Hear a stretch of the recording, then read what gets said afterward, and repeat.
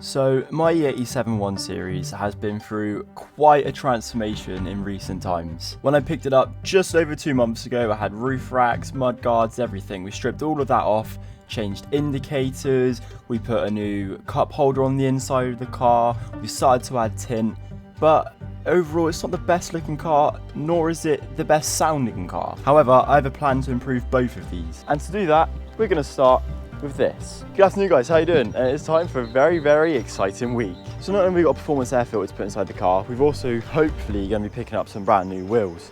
Some blacked out ones, because obviously we're going for a stealth look with the car, and what is really killing it at the moment are the wheels we've got on it. And they really just, they don't look amazing either. I'm not a huge fan of them.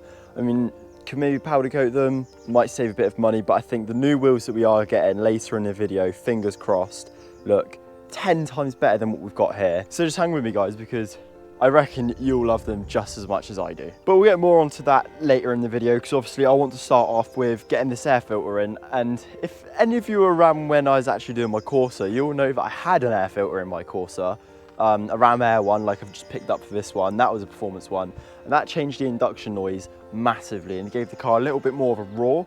And I'm really hoping it will do the same with my car now, because it's just a little bit tame, you know. It sounds a little bit like Simba before he grows up to become the big boss in Lion King. So I am massively excited to get this in the car, because I am hoping it will have the same sort of effect that I had in my Corsa, and it will just give it a little bit more of a roar before we get an exhaust fitted. A real quick note on the tint as well, I had to take it off. As you can see, I have now fixed like this seal down here, but as I was trying to do that off camera, I accidentally put like a massive rip down the middle of the tint.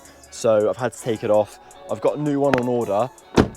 Once that one's arrived, we'll be able to obviously fit that side and then this side, because if I just do one, the car would look very, very odd. So before we head home and actually get this air filter installed into the car, I want to get a before of the sound of the car, and then once we've obviously got it installed, we'll get an after. So I'm going to go head somewhere right now, and then we'll basically test out the sound of the car before and after we've obviously fitted the air filter. So let's go. So there's a little quick before of what the car sounds like when we're idling and we're parked up like this, if I wanted to just rev it up quickly.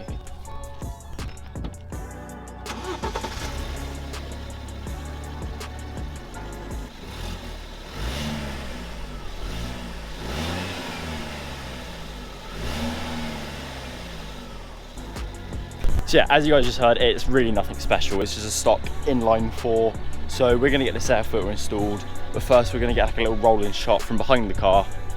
So I'm gonna stick you right here. Hopefully you don't fall off when I'm driving. I'm kind of nervous, but let's give it a go.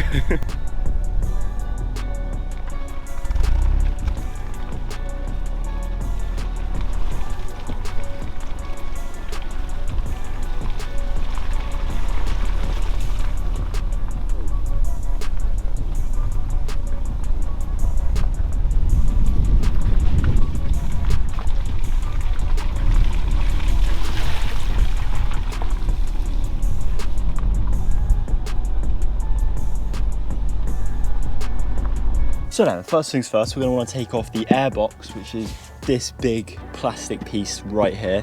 I believe it stretches quite far down into the car. We're also going to want to take off this hose here, the MAF sensor just there, and then there's another hose just here which we want to unclip. It looks like though it's being a pain in the ass, and I have to unclip it from underneath somehow. Might have to take this piece off as well, this big bit here. Hopefully not, but it's quite a bit of work just to get an air filter out basically. That's one off, and they've also got a washer on it again, just like they had on the oil filter. So we've got those two removed. The MAF sensor, I believe, just pulls up and out. I hope anyway. Yep, there we go. There's your MAF sensor, which looks like it's on 2 clips. Okay, that's the piece that obviously feeds the cold air from the radiator into the airbox.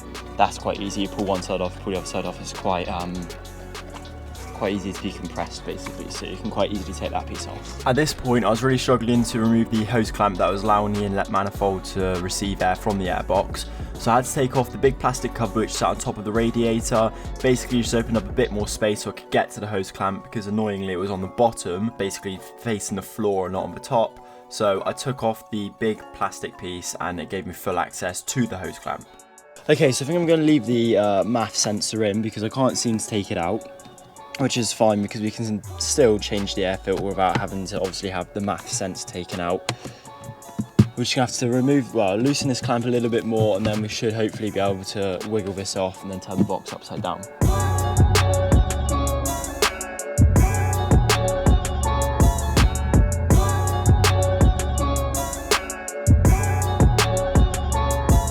And there we go. Managed to get that off. Obviously now this is how big the airbox is. It's rather large. We've got a couple of torques here, and there's another one just over here. We take that off, and there's another one here. Should be able to split this in half, which will give us access to the air filter inside. My cat's just scared me.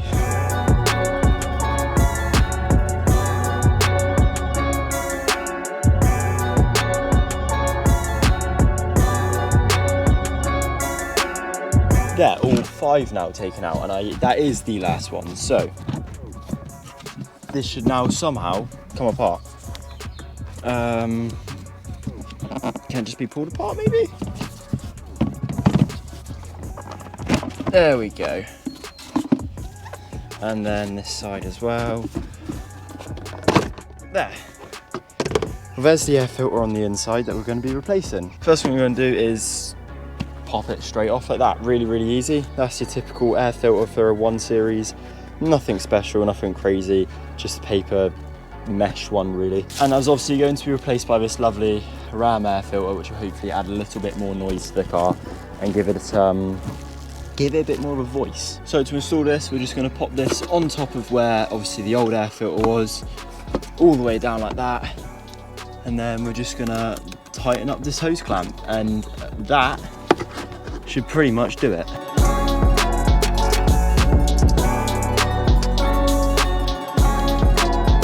There, that is a new air filter installed into the box basically.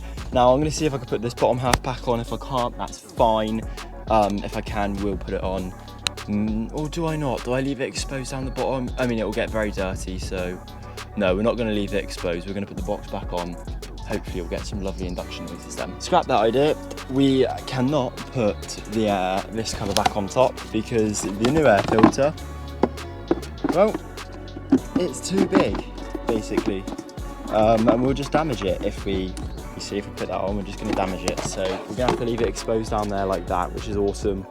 It is going to get quite dirty though, which I'm a little bit sad about. I mean, just look at the edge of this. It's covered in stuff, and that's what goes like that. So imagine it all going towards the air filter. We're going to have some lovely induction noises after this, so that's the exciting part, right? Now, next thing we're going to do is try and wiggle this back into place, just like so. That one goes up there, that one goes down there. We need to put the hose back on as well.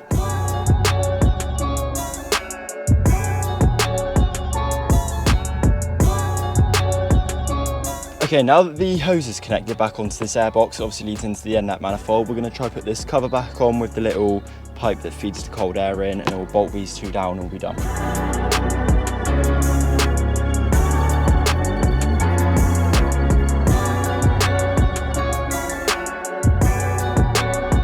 And there we go, all done. Looks like nothing ever happened around here now. I mean, we're missing obviously half the airbox and half of the air filter, which is pretty sick. Everything's back connected and attached. Nothing's going anywhere. So I think it's time for our first start with the new air filter, don't you think?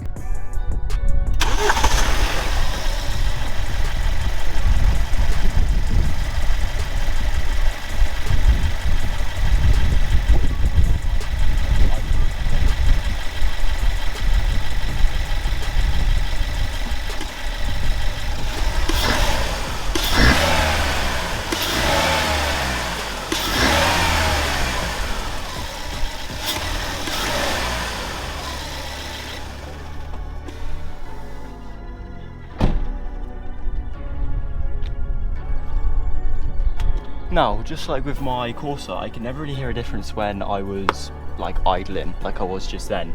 So, If you could hear anything different through the microphone or the camera, should I say, let me know. But when we take it out on a drive in just a second, we'll really find out if there is a difference or not. Okay guys, this is a brand new day and I've actually gone and got the wheels, and I've got a few mates here to help me, so we're going to clean these up because right now they are absolutely disgusting. We've got dried concrete on some of them, they're chipped and they don't look very good. We're going to clean these up and then put them on the car and see what the fitment's like, because we need to order some new tyres. So let's get cracking on.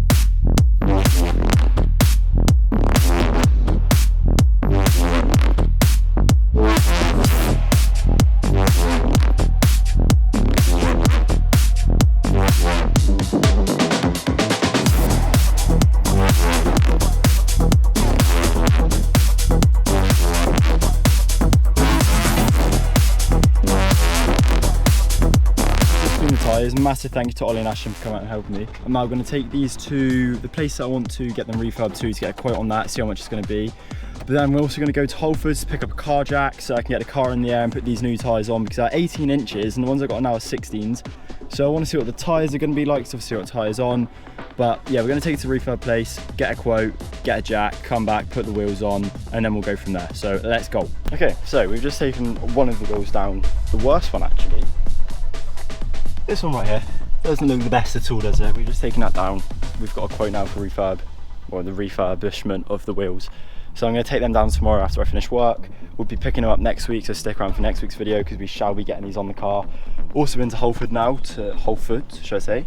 Picked up a jack. So I'm actually going to lift the car up now, put two of the wheels on, see what it looks like, because obviously I need to order some new tyres as well.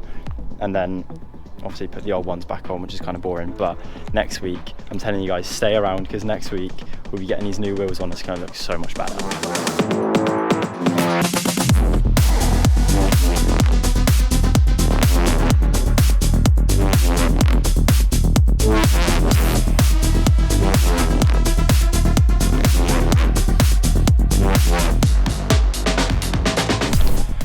Alright guys, that is the first time I have ever taken a wheel off of a car.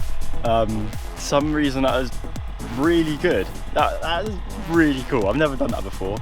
I feel so good for doing that now for some reason. But I'm so excited to get this other wheel on. Obviously, so we can just measure the tyre size, see what we need, because they're quite a bit bigger than what we've got on now. So let's just get this wheel on, shall we? Because this is going to kind of give us an indication of what the car will look like as well once we've got the new wheels on.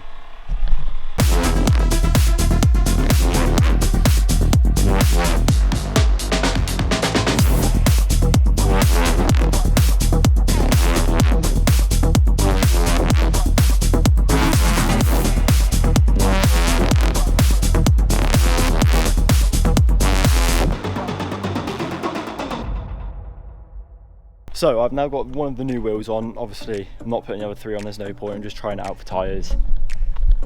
And the fitment on these, I actually really like it. I think this looks very, very, very nice.